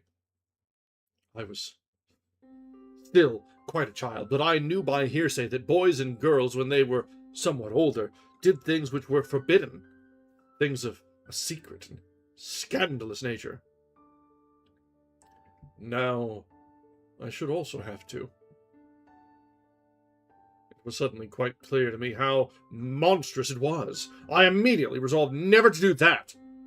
But I scarcely dared think of what would happen in that case, and how Cromer would have revenged himself on me. A new torment began. I had not yet been tortured enough. I walked disconsolately across the empty square, my hands in my pockets. Fresh torments. A new servitude. Suddenly, a fresh, deep voice called to me. I was terrified, and began to run on. Someone ran after me. A hand gripped me from behind. It was Max Demian. I let myself be taken prisoner. I surrendered. "It's you?" I said uncertainly. "You frightened me so." He looked at me, and never had his glance been more like that of an adult, of a superior and penetrating person. For a long time past we had not spoken with one another. "I am sorry," he said in his courteous and at the same time very determined manner. "But, listen, you mustn't let yourself be frightened like that." "Oh, that can happen sometimes, so it appears. But look here, if you shrink like that from someone who hasn't hurt you, then this someone begins to think. It makes him curious. He wonders, what can be the matter? This somebody thinks to himself, how awfully frightened you are. And he thinks further, one is only like that when one is terrified. Cowards are always frightened. But I believe you aren't really a coward, ain't I right? Of course, you aren't a hero either. There are things of which you are afraid. There are also people of whom you are afraid. And that should never be. No one should ever be afraid of other people. You aren't afraid of me. Or are you, perhaps? Oh, no, of course not. There, you see? But there are people you are afraid of. I don't know. Let me go. What do you want of me? He kept pace with me. I was going quicker with the idea of escaping. I felt his look directed on me from the side. Just assume, he began again, that I mean well with you. In any case, you needn't be afraid of me. I would very much like to try an experiment with you. It's funny, and you can learn something that's very useful. Listen, I often practice an art which is called mind reading. There's no witchcraft in it, but it seems very peculiar if one doesn't know how to do it. You can surprise people very much with it. Well, let us try it. I like you, or I interest myself in you, and I would like to find out what your real feelings are. I have already made the first step towards doing that. I have frightened you. You are, then, easily frightened. There are things and people of which and of whom you are afraid. Why is it?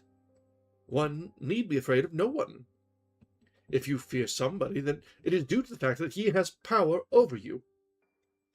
For example, you've done something wrong, and the other person knows it. Then he has power over you, Do you get me? It's clear, isn't it?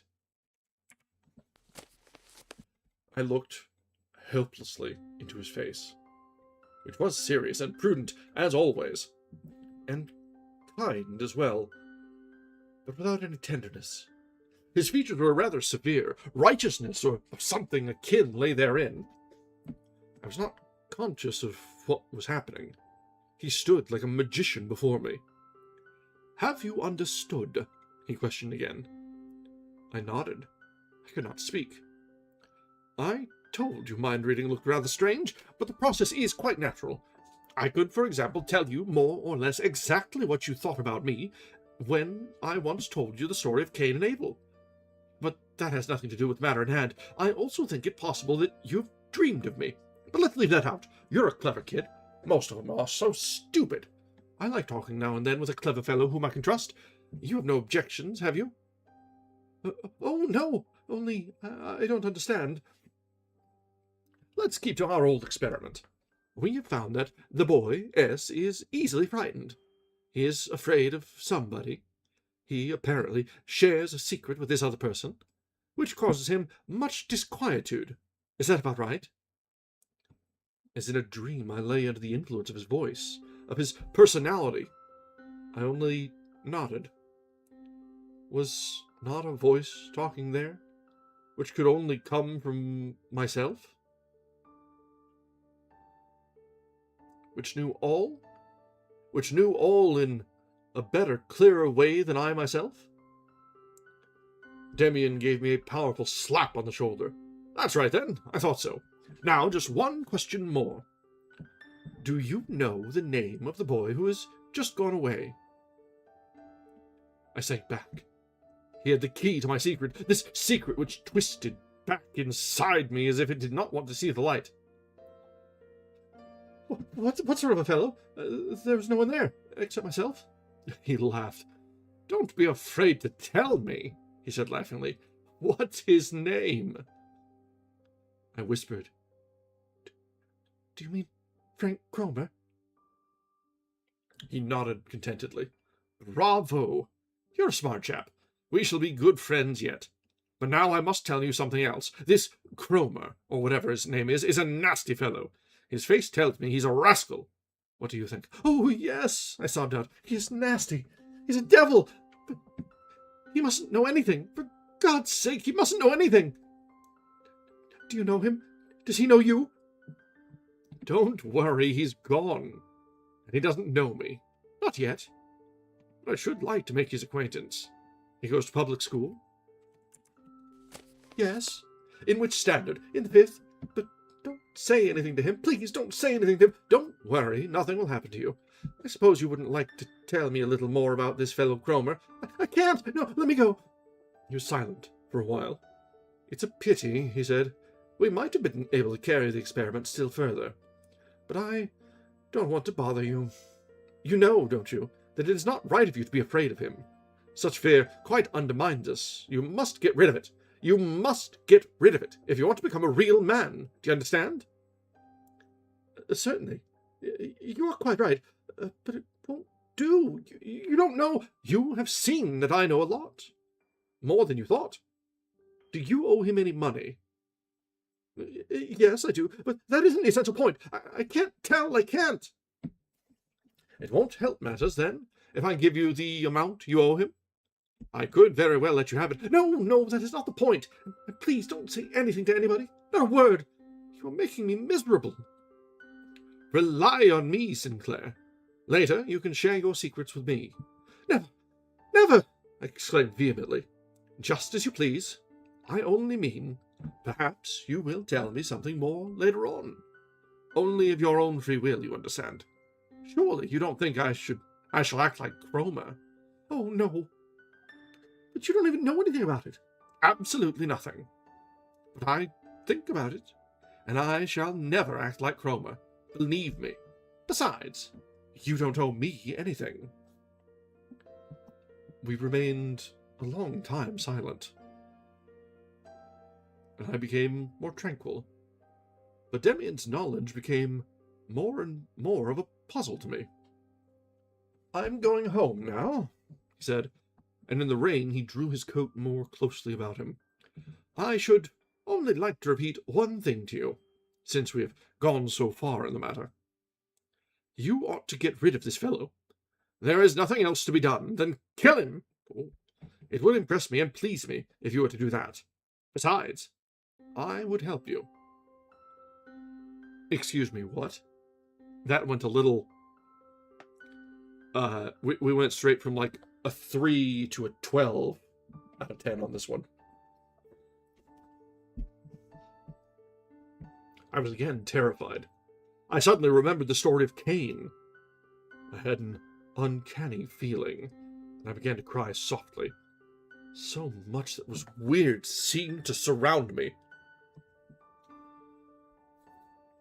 "All right," Max Demian said, smilingly. "Go home now. We will put things square, although murder would have been the simplest. In such matters, the simplest way is always the best. You aren't in good hands with your friend Cromer." Oh yes, the simplest is the best. Jumping straight to murder. Okay, Demian. Maybe you're really Damian after all.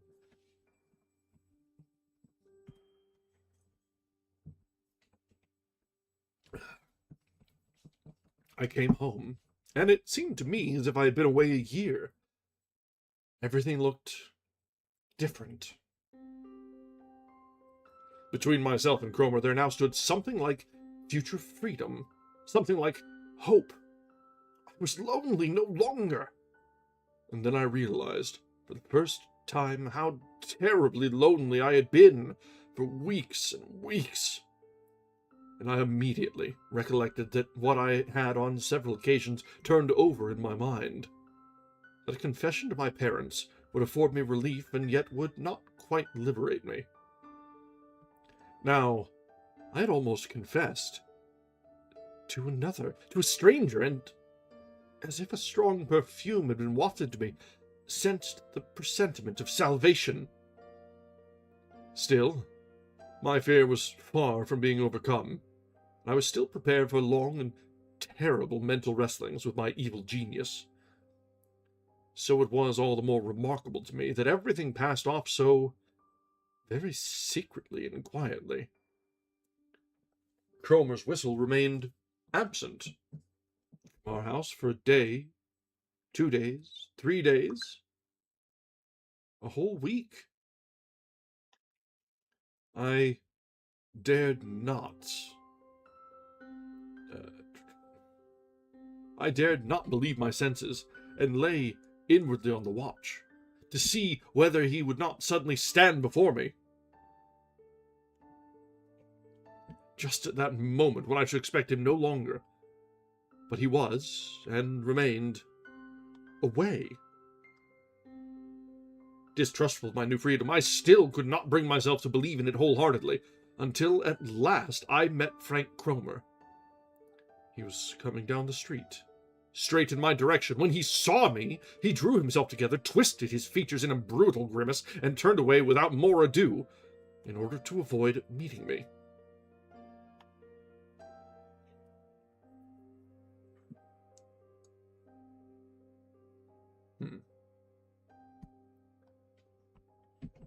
That was a wonderful moment for me. My enemy ran away from me. My devil was afraid of me. Surprise and joy shook me through and through. In a few days, Demian showed himself once again. He waited for me outside school. "Hello," I said. "Good morning, Sinclair. I only wanted to hear how you're getting on. Cromer leaves you in peace, doesn't he?" "Didn't you manage that? But how did you do it? How? I don't understand it. He hasn't come near me." "Splendid! If he should come again, I don't think he will, but he's a cheeky fellow. Then simply tell him to remember Demian." "What does it all mean?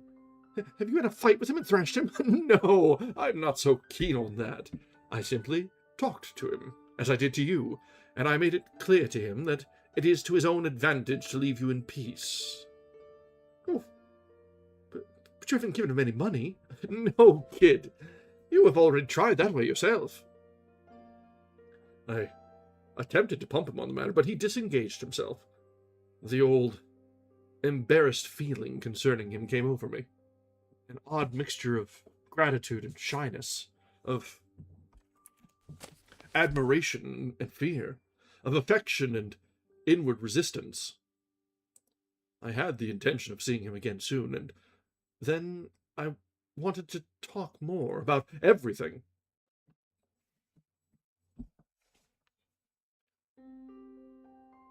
About the Kane affair as well, but I did not see him. Gratitude is not one of the virtues in which I believe, and to require it of a child would seem to me wrong. So I do not wonder very much at the complete ingratitude which I evinced towards Max Demian. Today I believe positively that I should have been ruined for life if he had not freed me from Cromer's clutches.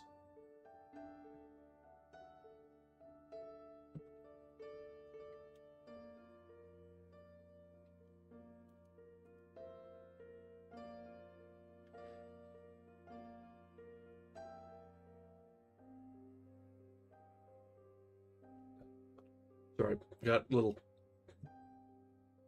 cross-eyed there for a moment. You ever wonder, he stopped for a drink and then look up and like, wait a minute, where on the page was I?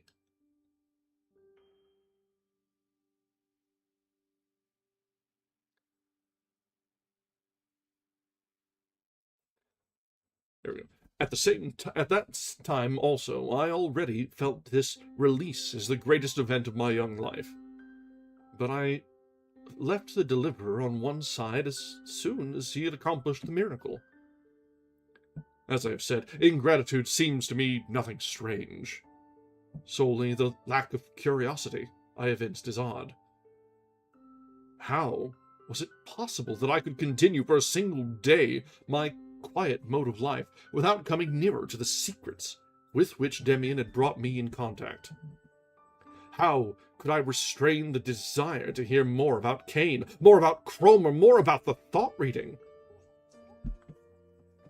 It is scarcely comprehensible, and yet it is so.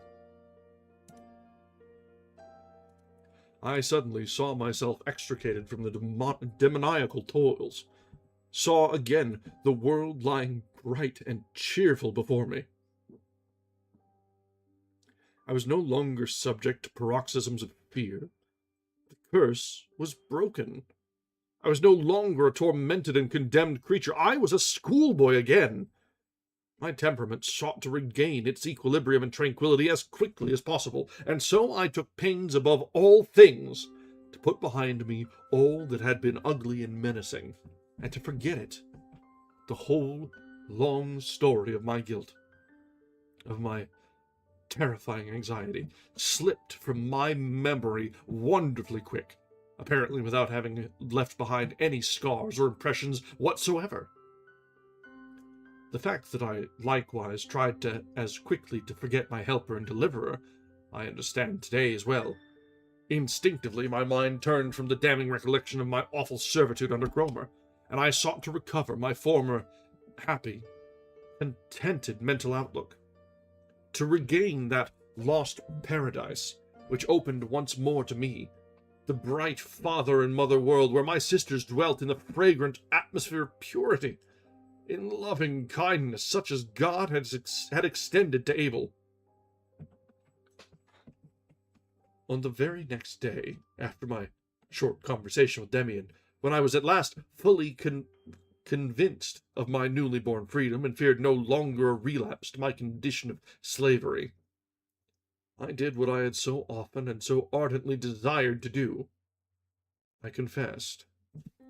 I went to Mother and showed her the little savings box with the broken lock, filled with toy mark pieces instead of with real money, and I told her how long I had been in the thrall of an evil tormentor through my own guilt. She did not understand everything, but she saw the money box. She saw my altered look and heard my changed voice. She felt that I was healed, that I had been restored to her. And then, with lofty feelings, I celebrated my readmission into the family, the prodigal son's return home. Mother took me to father, and the story was repeated. Questions and exclamations of wonder followed in quick succession. Both parents stroked my hair and breathed deeply, as in relief from a long oppression. It was all lovely. Like the stories I had read, all discords were resolved in a happy ending. I surrendered myself passionately to this harmonious state of affairs. I could not have enough of the idea that I was again free and trusted by my parents. I was a model boy at home and played more frequently than ever with my sisters. At prayers I sang the dear old hymns with the blissful feeling of one converted and redeemed. It came straight from my heart. It was no lie this time. And yet, it was not at all as it should have been. And this is the point which alone can truly explain my forgetfulness of Demian. I ought to have made a confession to him. The confession would have been less touching and less specious, but for me it would have borne more fruit. I was now clinging fast to my former paradisical world. For some reason, that's a difficult word. I had returned home and had been received in grace. But Demian belonged in no wise to this world, and he did not fit into it. He, also, in a different way from Cromer, but nevertheless, he also was a seducer. He, too, bound me to the second, evil, bad world. And of this world, I never wanted to hear anything more. I could not now, and I did not wish to give up Abel and to help to glorify Cain. Now, when I myself had again become an Abel. So much for the outward correlation of events, but inwardly it was like this. I had been freed from the hands of Cromer and the devil, but not through my own strength and effort. I had ventured a footing on the paths of the world. They had been too slippery for me. Now that the grasp of a friendly hand had saved me, I ran back without another glance round, to mother's lap, to the protecting, godly, and tender security of childhood. I made myself younger, more dependent on others, more childlike than I really was. I had to replace my dependence on Cromer by a new one, since I was powerless to strike out for myself. So I chose, in the blindness of my heart, the dependence on father and mother, in the old beloved bright world, on this world which I knew already was not the sole one. Had I not done this, I should have had to hold to Demian, to entrust myself to him. The fact that I did not appeared to me then to be due to justifiable distrust of his strange ideas. In reality, it was due to nothing else than fear. For Demian would have required more of me than did my parents. Much more. By stimulation and exhortation, by scorn and irony, he would have tried to make me more independent. Alas, I know that today. Nothing in the world is so distasteful to man as to go the way which leads him to himself. And yet, about half a year later, I could not resist the temptation to ask my father while we were out for a walk what was to be made of the fact that many people declared Cain to be better than Abel. He was much surprised and explained to me that this was a conception by no means novel. It had even emerged in the early Christian era, and had been professed by sects, one of which was called the Cainites. But naturally this foolish doctrine was nothing else than an attempt of the devil to undermine our belief. For, if one believes that Cain was right and Abel was wrong, then it follows that God has erred, and that the God of the Bible is not the true and only God, but a false one. Cainites really used to profess and preach something approximating this doctrine. But this heresy vanished from among mankind a long time ago, and he wondered the more that a school friend had been able to learn something on the subject. Nevertheless, he earnestly exhorted me not to let these ideas occupy my attention. Oh yeah, just walking through the park with Dad and saying, "Hey, how about a little bit of blasphemy? What do you think about that? Sounds good, right?"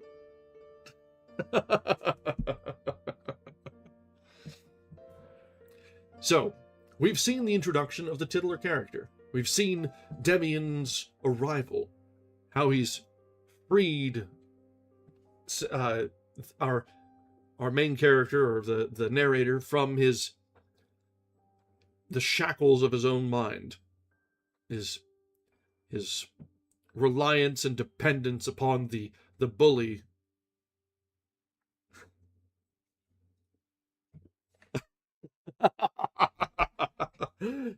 Big fan, big fan. Yep, you know what? That works. That works.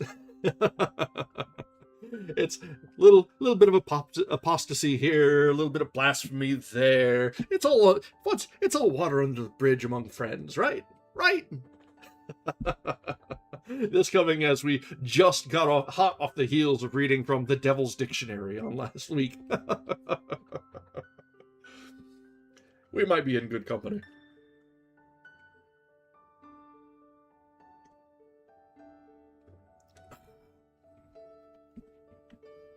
But, alright, so, this is as far as we're going to get tonight. So I'm going to go ahead and set a bookmark. But we've got a few minutes yet. So let's talk about the book for a little bit, because I like this one a lot so far. I don't like so much bots coming by and trying to sell me viewers, though. That one can get a ban.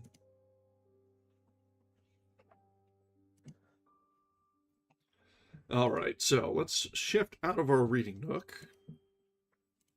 So, yeah, as we mentioned when we were getting started, I've not actually encountered this book before.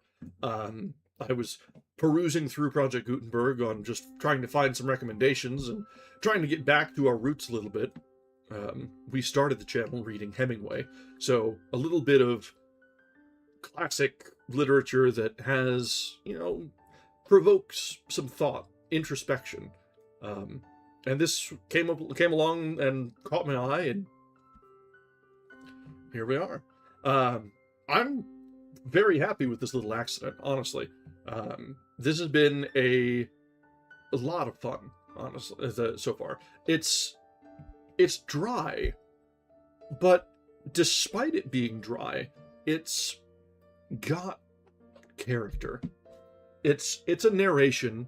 It's just someone spitting out his memoirs, but in a way that is so much better than Walden was. He's telling his own story, not trying to preach. He's just saying, hey, this is how it was for me. I think this is a good way for things to have gone, but this is just how it worked out for me. And if you're going to be giving out advice, that's the way to do it. As I give advice, yes, I see the irony. Don't worry. I'm fully aware of the irony. But yeah, so the delivery is satisfying.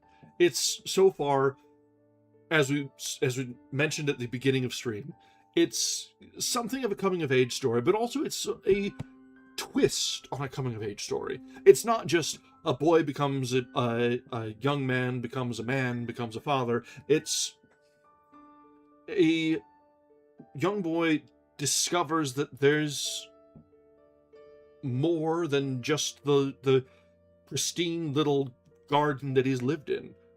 And that's the sort of,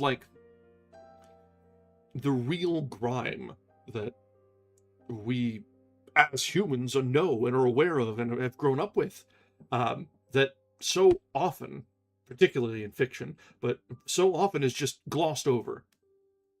And so to have it all just out in the open like this is refreshing. It's nice. Yes, obviously, the main character here is almost certainly a straw man, just thrown together to throw arguments and be a mouthpiece, but I don't really hold it against the author for that fact.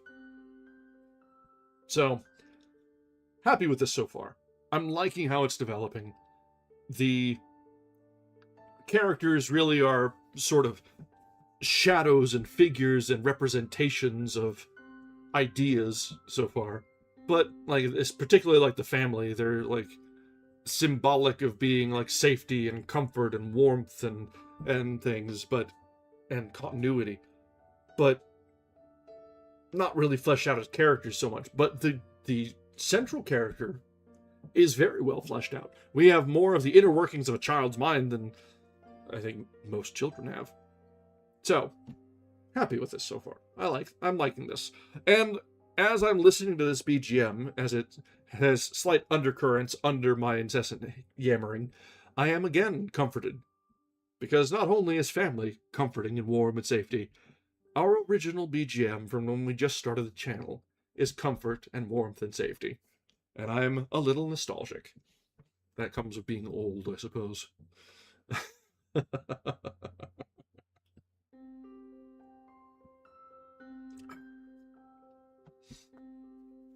Alright, guys, I think this is where we're going to end for the evening. We've gotten through about, let me take a look. We're right about a quarter of the way through the book. So I imagine it will be most likely for, maybe if we go a little bit over, because there's the first few pages count toward the percentage of how far it's gone through. So we probably have gotten through about really 20% of the book or so tonight. So we've probably got 4 nights, but we may have to run over a little bit to make sure we meet quotas. Not the end of the world. So, our next reading is going to be on Tuesday. We'll plan to continue with this one. See if we can get to about the halfway point by the end of that. That'll be Tuesday at 8 o'clock Eastern. If you are able to join us, you are more than welcome. If that doesn't work for your time schedule, never fear, we've got a YouTube channel that has all of our VODs back into perpetuity, excepting for the unarchived specials that run on Saturdays. I do need to set up a time slot to rebroadcast those, actually. I wonder when a good time for a rebroadcast would be. Be a good time to try and catch a new audience, so it probably should be an entirely different time slot than we normally do. Probably earlier, maybe later, I don't know. I'll have to do some market research and pretend like I actually know what I'm doing.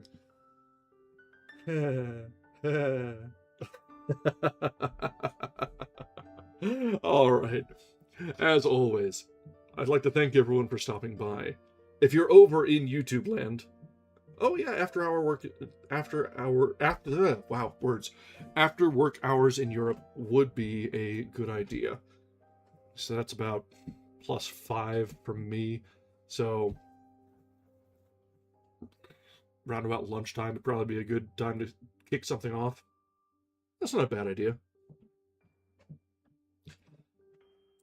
All right, yeah. So as our schedule is posted. You're always welcome to drop in, and don't feel pressured to catch all of them. Jumping in and out is the privilege of Twitch and streams in general. But yeah, as I was saying, we've got a YouTube channel. If you're over on YouTube land, a subscription and a like on the channel, or like on the stream, are a great way to let the algorithm know that we're up to some good stuff and direct some friends our way. If you're over in the Twitch side of the house, a follow is always welcome. We are just really getting started. We launched the channel in January, and we just hit the 20 follower mark the other day. So we are growing slowly but steadily, and I really wouldn't have it any other way. I'm in no rush, in it for the love of the game. Even after we hit the 25 mark, I might not even mess with the whole affiliate thing. That would mean ads. We'll see. That'll be a conversation for later. And now I'm yammering on. All right. It's a Sunday evening. There's a few of us here. Let's go ahead and see if we've got anybody, any friends or anybody else that's reading out there that we can raid over into. We found someone fantastic last time. So either we can find a friend that we've already been to, or we can just find some new friends. So let's look at same category first and see what people are up to. I always like finding readers on Twitch. There are not nearly enough of us. Let's see. Oh! This guy is reading Three Musketeers. Ooh. And then, let's see, there's Honey Toasty that we rated into before. Bum, bum, bum, bum, bum. There's some... Ooh. EM is reading Dungeon Crawler Carl. Ooh, that could be fun.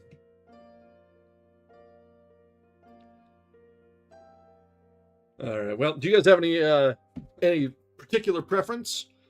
I see there's Dungeon Crawler Carl, there's someone reading the Three Musketeers, there is Honey Toasty, who we've rated into before, but I don't know what she is reading, just saying that she is reading.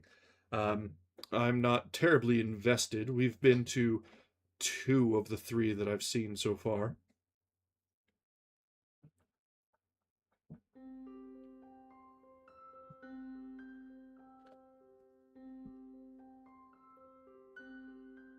All right. Well, let's try someone new. So let's see if we can stop in and appreciate some Demos with 24/7 is reading the Three Musketeers. They've been going for about 2 hours, so we'll see if they are going to keep up. And we'll see if they'll allow a raid. Looks like it. Okay, so we're going to be joining 24/7, who is reading the Three Musketeers. And that could be fun. So, give them our best, and as always, I'd like to thank you for joining us, and wish you a wonderful night. Goodbye.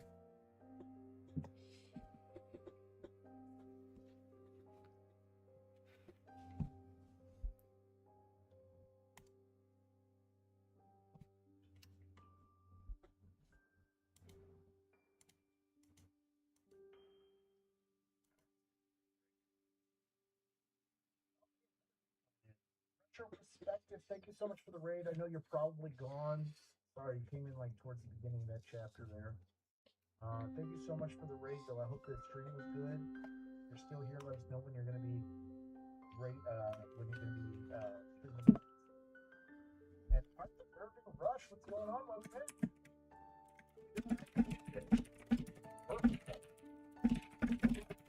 During our inspections. You can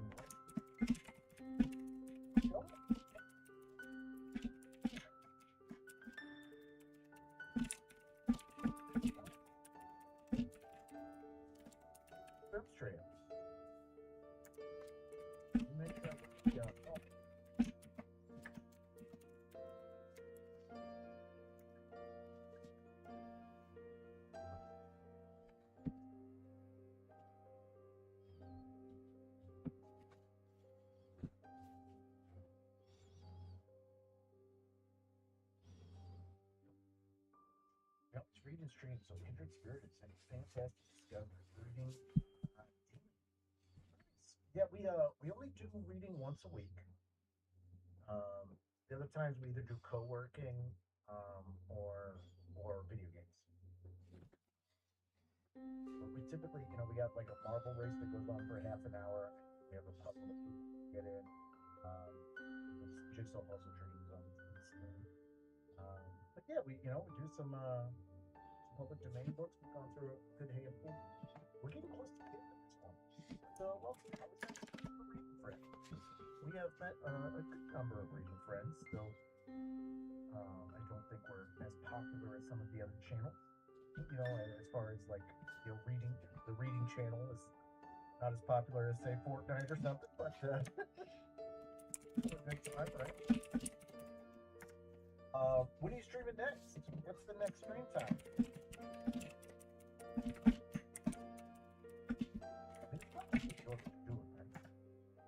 When's the next stream time? So let's come hang out.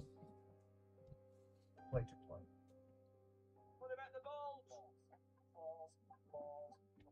Next stream is Tuesday, 8 p.m. Tuesday. Nice. Yeah, what we typically do is 6 months of the year we read on Sundays, 6 months of the year we read on Tuesdays. And then when we get towards the end of the book, like I think when we get done tonight, we're gonna have one reading stream left on this book. So I will put a poll up in the Discord. Have a vote on it. Next, finish up the book. I can tell everybody.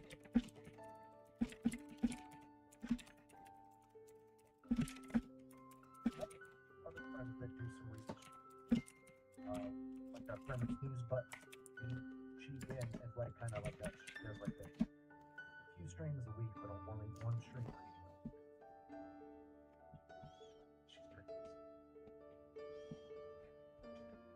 She's pretty busy. Yeah. We actually did. We did the Count of Monte Cristo, which is like my favorite book, and it took us like 9 months. So so like typically in between big ones, we do like a short one. I'll do like a one, like all 4 choices for the next book are going to be between like 1 and 4 week reads. Hopefully, Yeah, Dumas is well. The thing is, like, if I'm remembering correctly, is the Count of Monte Cristo was done not weekly, but like in a newspaper in France, and like every time there was a release of the paper, chapter from the book.